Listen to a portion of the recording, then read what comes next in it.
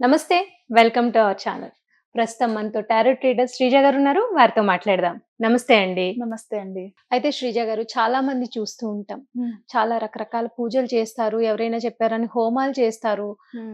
ఎవరేం చెప్తే అవన్నీ రెమెడీస్ ఫాలో చేస్తూ ఉంటారు. హ్మ్. కానీ ఆ ధర్మక్షేత్రాలకు వెళ్ళాము. మనం హ్మ్. అనుకున్నట్టుగా కోరిక తీరింది అంటారు. కానీ అవును. చాలా మంది చెప్పేదేంటంటే ఎవరేం చెప్తే హోమాలు, దానాలు, ధర్మాలు ఏమైనా చేసాం. పూజలు, వ్రతాలు 1, 2 కాదు. హ్మ్. కానీ మా కోరికలు మాత్రం తీరడం లేదు. అంటే మేము అనుకున్న పని జరగట్లేదు అని హ్మ్. చెప్తూ ఉంటారు. హ్మ్. దీనికి మీరు మీ వెర్షన్‌లో ఏం చెప్తారు?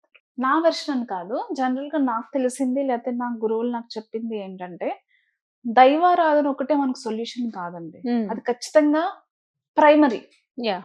భయం, భక్తి, దేవుడంటే భయం, భక్తి, గౌరవం, హ్మ్. సనాతన ధర్మం అంటే గౌరవం, భక్తి అన్నీ ఉండాలి. హ్మ్. అది ప్రైమరీ. ఖచ్చితంగా ప్రైమరీ. కానీ ఒక దేవుడికి నువ్వు దండం పెడితేనే సరిపోదు.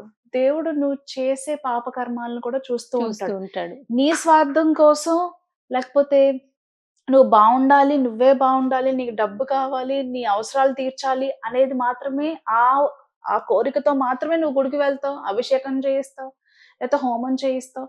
ఇవన్నీ చేస్తూ ఉంటారు జనరల్‌గా. హ్మ్. స్వామి నాకు ఇల్లు కావాలి, స్వామి నాకు పెళ్లి కావాలి, స్వామి నా బిజినెస్ బావుండాలి, నా ఆరోగ్యం బావుండాలి. ఎంతసేపు స్వామి, స్వామి, స్వామి, స్వామి హ్మ్. నాకిది కావాలి, నాకది కావాలి. అవును. బట్ ఎవ్వరైనా సరే ఇది అడుగుతారా? స్వామి నేచర్ బావుండాలి, ప్రకృతి బావుండాలి, ప్రకృతిలో ఉన్న పశువులు బావుండాలి, హ్మ్. పక్షులు బావుండాలి. ఇదెవరు అడగరు. హ్మ్. సర్వే జన సుఖినో భవంతి అని గూడా ఎవరు చెప్పరు. ఇదెవరు చెప్పరు, హ్మ్. అడగరు. అడగరు. యాహ్! మీకు పూర్వజన్మలో కావచ్చు, ఈ జన్మలో కావచ్చు, మీరు కావచ్చు, మీ ఇంట్లో వాళ్ళు కావచ్చు, ఎవరైనా సరే పశువుల్ని హింసించినా హ్మ్. అంటే స్టేరియా అని మీరిప్పుడు చూడొచ్చండి. చిన్న ఎగ్జాంపుల్ మీకు చెప్తాను. వందల మంది కొన్ని గంటలు క్యూలో ఉండి దైవ దర్శనం కావాలని అవును. కోరుకుంటారు. హ్మ్. ఓకే.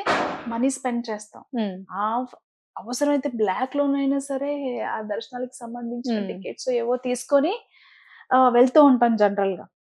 కానీ ఎంతమంది ఇలా ఆలోచించుంటారు? అవి పశువులకి తిండి దొరుకుతుందా? వాళ్ళెవరైనా హింస చేస్తున్నారా? హ్మ్. లేకపోతే ఇప్పుడు మీరు చూస్తూ ఉండొచ్చు.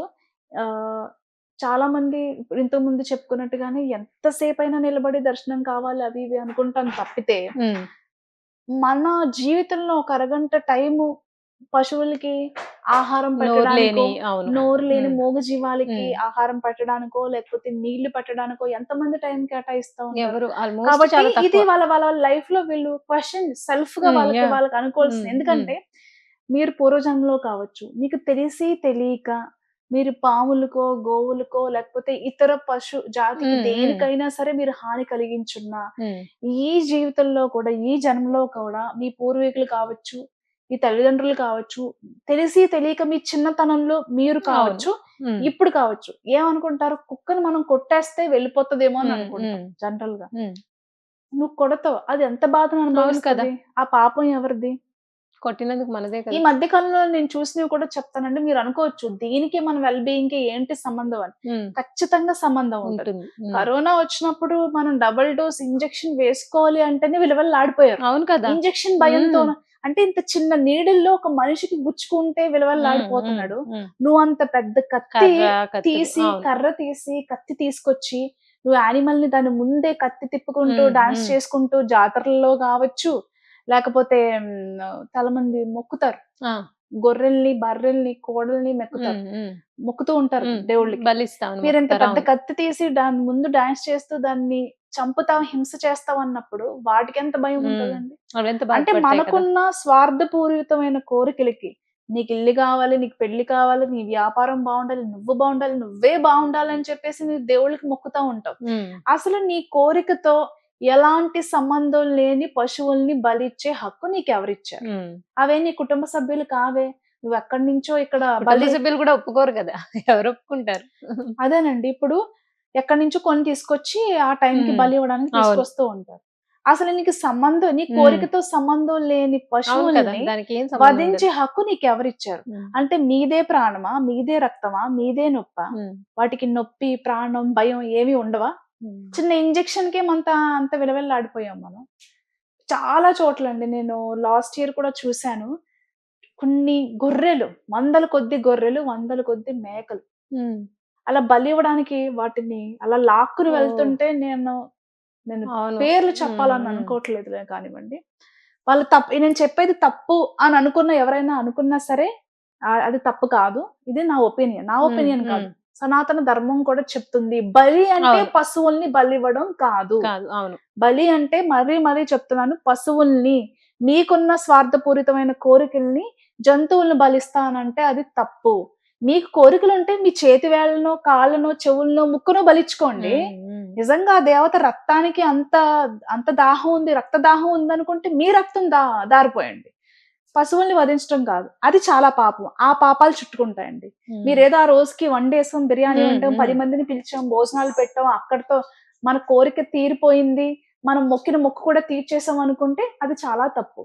చాగంటి గారు కానివ్వండి, అవును. ఎప్పుడైనా చాగంటి గారి ప్రవచనాలు చాలా మంది వింటారు. ఉమ్. నిజంగా సనాతన ధర్మానికి ఆయన ఒక హీరో. అవును.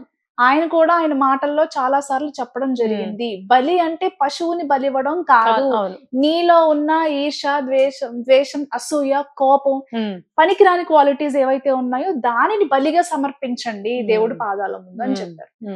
ఇప్పుడు అమ్మల్ని కన్నా అమ్మ అంటారు. అవును కదా. అమ్మవారిని. అమ్మవారిని. అమ్మవారు బిడ్డల్ని ఎప్పుడు బలి కోరుకోదే?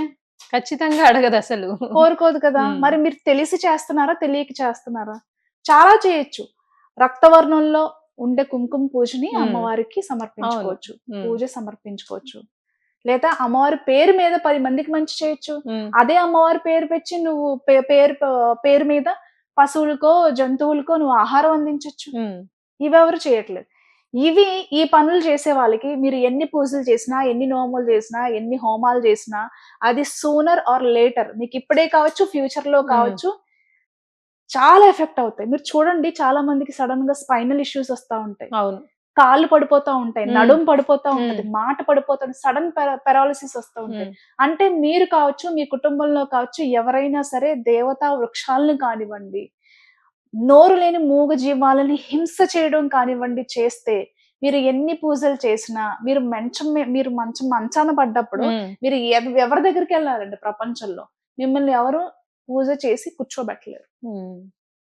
వధ చేసినా కానివ్వండి, మీరు అనుకోవచ్చు మనం ఏదో చేసేసాం మాకేం కాలేదని చెప్పి.